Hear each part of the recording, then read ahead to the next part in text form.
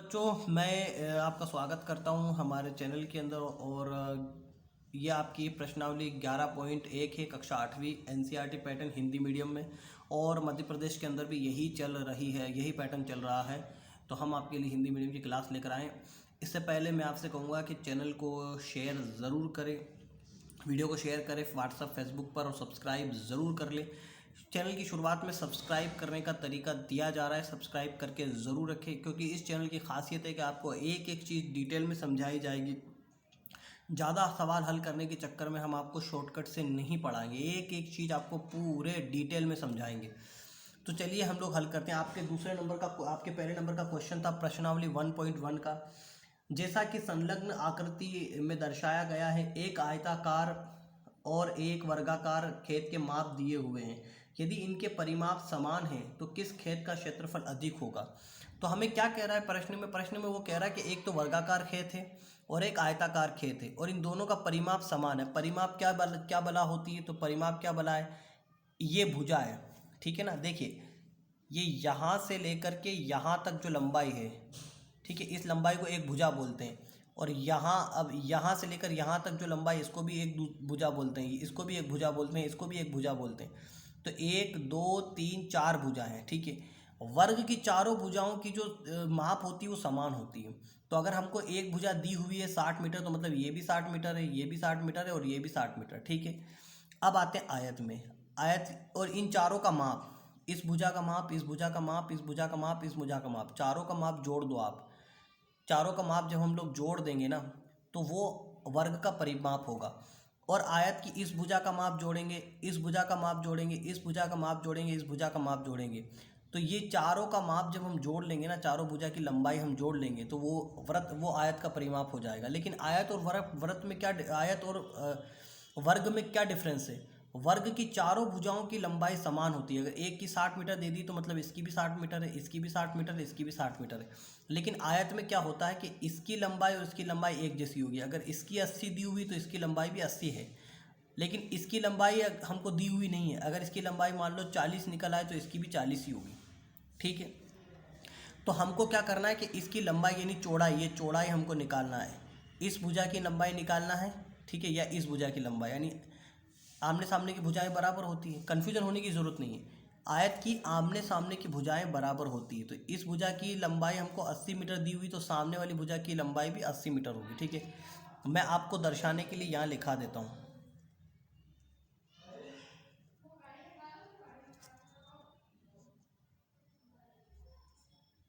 ठीक है। ये जो है हमको ज्ञात करना है, ये हमको ज्ञात करना है, ठीक है ना। और इसी तरह यह भी जो है हमको ज्ञात करना है,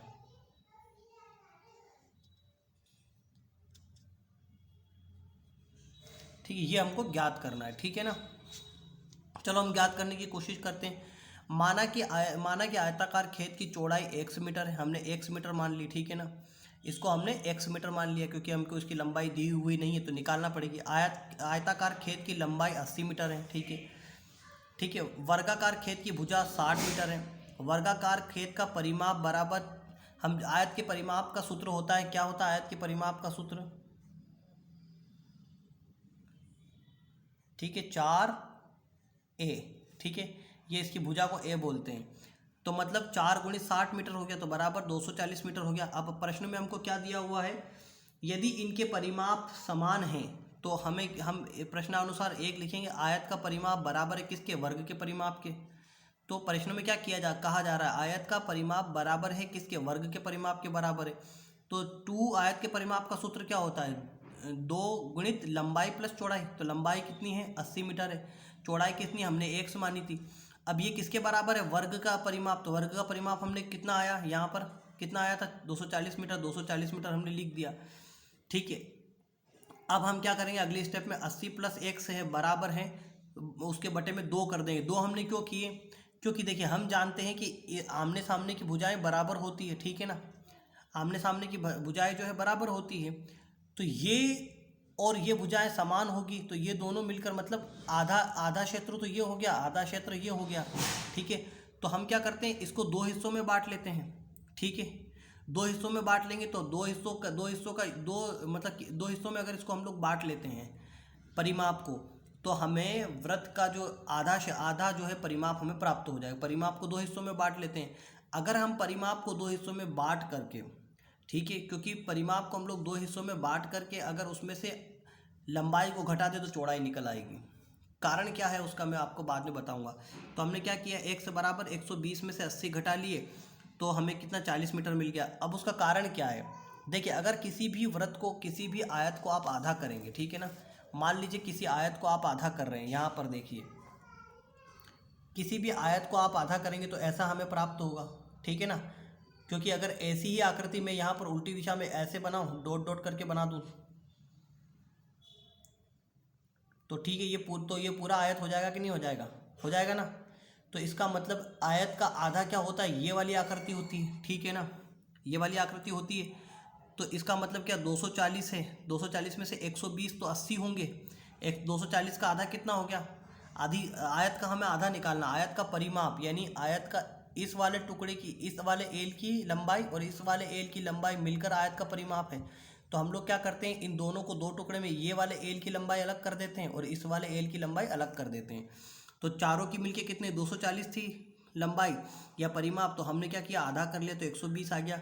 अब 120 में से अगर हम ये वाली भुजा घटा लें, 120 में से अगर हम ये वाली भुजा घटा लें तो ये वाली भुजा की लंबाई हमें प्राप्त हो जाएगी ना। तो हमने क्या किया, 120 में से 80 घटा लिए, 40 मीटर हो गया, तो ये 40 मीटर हो गया। अब अगर आप शुद्धिकरण इसका जांच अगर आप इसकी करना चाहें तो खुद करके देख सकते हैं। चलो हम लोग इसकी जांच करके देख लेते हैं कि हम लोग सही हैं या नहीं, ठीक है ना। तो हमारे पास 240 परिमाप था, ठीक है ना, तो 80 हमारे पास एक लंबाई है, प्लस हमने 40 निकाले थे, ठीक है ना। 80 और 40 कितने हो गए, 120 हो गए कि नहीं हो गए, ठीक है ना। 120 को 120 में जोड़ दो, कितने हो जाएंगे 240 हो जाएंगे कि नहीं हो जाएंगे। तो इसका मतलब हमने सही निकाला, जो भी कैलकुलेशन किया वो हमने सही किया है, ठीक है ना। तो हमारे पास जो लंबाई 40 निकल करके आई वो सही आ गई। वैसे जांच करने की ज़रूरत नहीं है, वो तो मैंने सिर्फ आपको समझाने के लिए बताया। अब क्या करेंगे, आप किस चीज़ की ज़रूरत है हमें, अब हमें दोनों का क्षेत्रफल निकालना और तुलना करनी है, ठीक है ना, क्योंकि वो क्या बोल रहा है कि दोनों में से किसका क्षेत्रफल ज़्यादा है। तो अभी तक जो हमने कैलकुलेशन किया बच्चों, जितना भी अभी तक हमने कैलकुलेशन किया वो सिर्फ हमने चौड़ाई निकालने के लिए किया, क्योंकि आयत का क्षेत्रफल बराबर लंबाई गुणित चौड़ाई होता है। तो चौड़ाई तो हमारे पास थी नहीं, तो आयत का क्षेत्रफल हम कैसे निकालते हैं। तो उसी के लिए हमने पहले दोनों के परिमाप का तुलना की और तुलना करके जो है हमने आयत की चौड़ाई निकाली है, ठीक है ना। अब आयत की चौड़ाई हमारे पास आ गई तो हम दोनों का क्षेत्रफल निकाल करके उनके क्षेत्रफल की तुलना कर सकते हैं। तो सबसे पहले वर्ग का क्षेत्रफल निकाल लेते हैं। वर्ग का क्षेत्रफल भुजा स्क्वायर होता है, तो 60 का स्क्वायर करेंगे, 60 गुणित 60 हो जाएगा, तो 3600 मीटर स्क्वायर आ जाएगा, ठीक है ना। इसी तरह से आयताकार खेत का क्षेत्रफल निकालेंगे। वर्गाकार खेत का क्षेत्रफल निकाल ही लिया है। आयताकार खेत का क्षेत्रफल निकाल लेते हैं। तो आयताकार खेत का क्षेत्रफल लंबाई गुणित चौड़ाई यानी एल गुणित बी, ठीक है। हम इसको एल नाम दे सकते हैं ना, कोई भी नाम दे सकते हो आप, चाहे तो लंबाई लिख सकते हो, इसको एल नाम दे देते हैं, इसको बी नाम दे देते हैं, ठीक है ना। तो ये एल गुणित बी बराबर 80 गुणित 40 बराबर 3200 मीटर स्क्वायर है। अतः वर्गाकार खेत का क्षेत्रफल अधिक है, ठीक है। वर्गाकार खेत का क्षेत्रफल इतना आया था तो ये अधिक है। तो ये तुलना इस तरह से हमने की है। तो कई बार ऐसा होता है कि हमें किसी चीज़ की ज़रूरत पड़ती है तो हमें वो निकालना पड़ती है, इसलिए सवाल बड़े हो जाते हैं, ठीक है। ये अगला सवाल हमारे पास है, सवाल पढ़ लेता हूँ मैं पहले। दूसरा सवाल हमारे पास जो है इस तरह से, मैं आपकी पुस्तक से सवाल पढ़ लेता हूँ पहले। श्रीमती कौशिक के पास चित्र में दर्शाए गए मापों वाला एक वर्गाकार प्लाट है। वह प्लाट के बीच में एक घर बनाना चाहती है। घर के चारों ओर एक बगीचा विकसित किया गया है।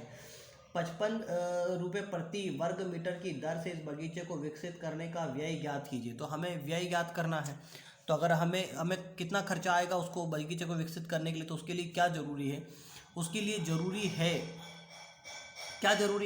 ज़रूरी है पहले हमें क्षेत्रफल निकालना पड़ेगा। तो क्षेत्रफल निकालना पड़ेगा, तो हमारे पास क्या क्या दिया हुआ है उसको हम लोग देख लेते हैं, ठीक है ना।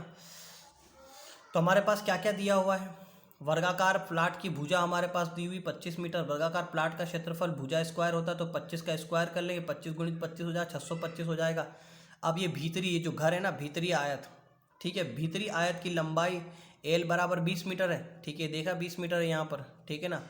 और आर और एल के बी बराबर कितना है, ये बी है आपका 15 मीटर, तो बी बराबर 15 मीटर हो गया। भीतरी आयत का क्षेत्रफल लंबाई गुणित चौड़ाई होता है, तो 20 गुणित 15 बराबर 300 वर्ग मीटर आ जाएगा। तो बगीचे का क्षेत्रफल बराबर वर्गाकार प्लाट का क्षेत्रफल, ठीक है ना, क्योंकि बगीचे का क्षेत्रफल बराबर वर्गाकार क्षेत्र, हम बगीचे का क्षेत्रफल अब निकालने लगे, तो बगीचे का क्षेत्रफल बराबर क्या होगा, वर्गाकार प्लाट का क्षेत्रफल माइनस भीतरी आयत का क्षेत्रफल, क्योंकि ये घर का क्षेत्रफल, ये टोटल वर्गाकार प्लाट पूरा है यहाँ से यहाँ तक, लेकिन बीच में घर बना हुआ है, मतलब जहाँ घर बना हुआ है वहाँ तो आपका बगीचा लगेगा नहीं, तो मतलब घर का जो क्षेत्रफल है वो हमको घटाना पड़ेगा, तभी तो बगीचे का कुल क्षेत्रफल निकल करके आएगा। तो हम क्या करेंगे, भीतरी आयत का क्षेत्रफल घटा लेंगे वर्गाकार प्लाट के क्षेत्रफल से, टोटल ज़मीन से जहाँ पर जितनी ज़मीन में घर बनाया जाना है उस ज़मीन का जो क्षेत्रफल है वो हम घटा लेंगे। तो कितना आ जाएगा, ये 625 ऊपर आया था, 625 वर्ग मीटर में से 300 वर्ग मीटर घटा लेंगे तो 325 वर्ग मीटर आ जाएगा। अब हमारे पास क्या है, बगीचे का क्षेत्रफल आ गया है, यह आपके बगीचे का क्षेत्रफल है, ठीक है ना, यहाँ पर लिख भी सकते हो बगीचे का क्षेत्रफल, ठीक है ना। तो ये बगीचे का क्षेत्रफल आपके पास आ गया है। तो 55 रुपये प्रति वर्ग मीटर की दर से बगीचे को विकसित करने का खर्च निकालना है, तो 55 गुणित 325 वर्ग मीटर, तो 17,875 रुपये खर्च आएगा, ठीक है ना। तो ये निकल करके आपका आ गया, तो ये भी आपका सवाल हल हो गया। तो ये जो आपका सवाल है, सवाल मैं पढ़ देता हूँ। प्रश्न आपका इस प्रकार से है कि जैसा कि आरेख में दिखाया गया है कि एक बगीचे का आकार मध्य में आयताकार है और किनारों पर अर्धवृत्त के रूप में है। इस बगीचे का परिमाप और क्षेत्रफल ज्ञात कीजिए। आयत की लंबाई 20 माइनस 3.5 प्लस 3.5 मीटर है, ठीक है, तो ये हमको दी हुई है, ठीक है ना। तो अब हमको इसका परिमाप और क्षेत्रफल जो है ज्ञात करना है। आयत की लंबाई ये हमको दी हुई है, ठीक है, और संकेत इसमें मैंने आपको दे दिए कि बगीचे की पूरी लंबाई जो है अर्धवृत्तों की त्रिज्या दोनों मिलाकर है, ठीक है ना।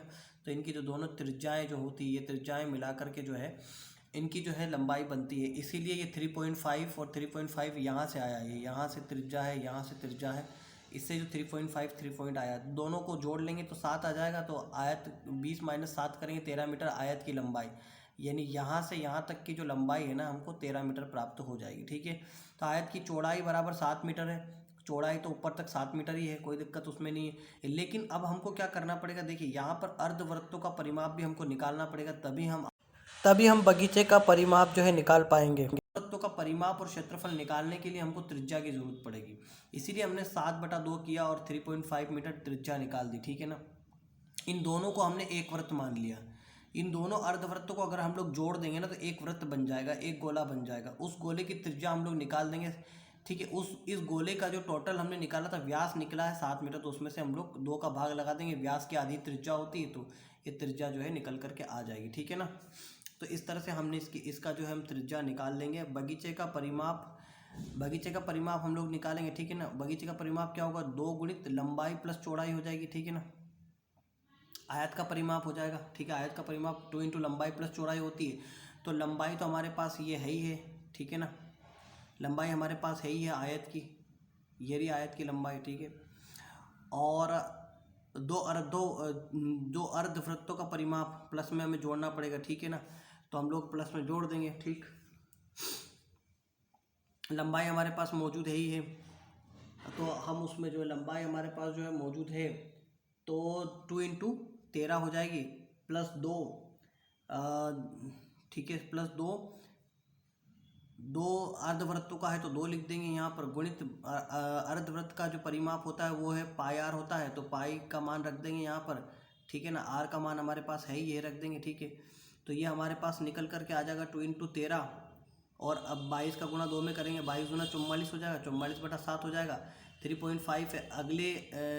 अगला जो हमारा मानक है उसमें क्या करेंगे कि 44 का गुणा इसमें कर देंगे, ठीक है।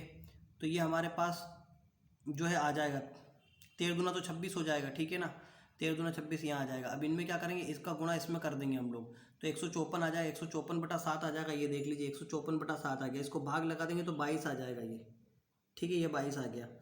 तो यहाँ पर क्या आ जाएगा अगली स्टेप में 26, 13 दूना 26, 26 प्लस 22 आ जाएगा, 22 और 26 को जोड़ लेंगे 48 मीटर जो है हमारा इसका परिमाप आ जाएगा, बगीचे का परिमाप आ जाएगा। ठीक है ना।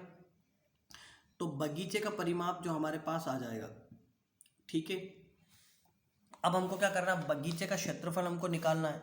क्षेत्रफल निकालने के लिए क्या करना पड़ेगा, बगीचे का क्षेत्रफल बराबर क्या होगा, आयत का क्षेत्रफल प्लस 2 अर्धवृत्तों का क्षेत्रफल। ठीक है, क्योंकि हम लोग आयत और अर्धवृत्तों का क्षेत्रफल का एक साथ कोई सूत्र हमारे पास है ही नहीं, तो हमको क्या करना पड़ेगा, दोनों का अलग अलग क्षेत्रफल निकालना पड़ेगा और फिर हम उसको ज्वाइंट कर देंगे।